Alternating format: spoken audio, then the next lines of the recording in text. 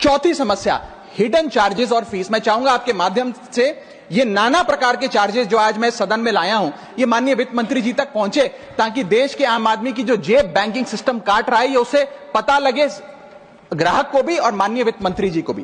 पहला, minimum balance penalty. यदि आप न्यूनतम बैलेंस नहीं रखते हैं तो 100 से 600 रुपए प्रति माह बैंक आपका काट लेता है। इस चार्ज को लगाने के बाद बैंकों ने वित्तीय वर्ष 22-23 में 3500 करोड़ रुपए मिनिमम बैलेंस पेनल्टी के नाम से लोगों से वसूले हैं मैडम।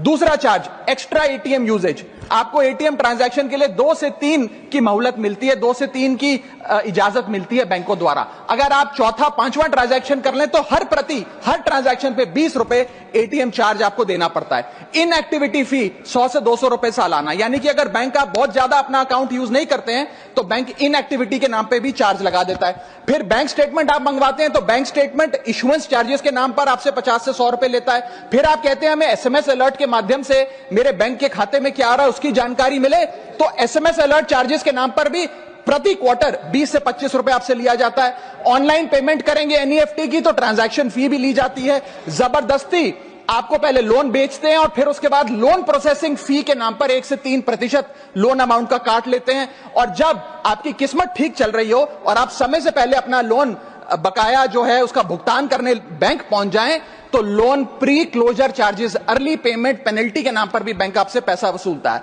साधारण सा सिग्नेचर बदलवाना हो, नॉमिनी की डिटेल्स बदलवानी हो, उस चेंज पर भी 200 रुपए प्रति ट्रांजैक्शन के नाम पे बैंक आपसे पैसा वसूलता है। और डिमांड ड्राफ्ट पे ऑर्डर बनाने जाएं तो 100 से 200 रुपए प्रति डिमांड ड्राफ्ट आपसे पैसा वसूलता ही वसूलता है। यानी कि कस्टमर्स की जेब काटी जा रही है और कस्टमर्स को पता भी नहीं लगता कि कितना पैसा बैंक इन नाना प्रकार के चार्जेस के चलते आम आदमी से वसूल रहा है।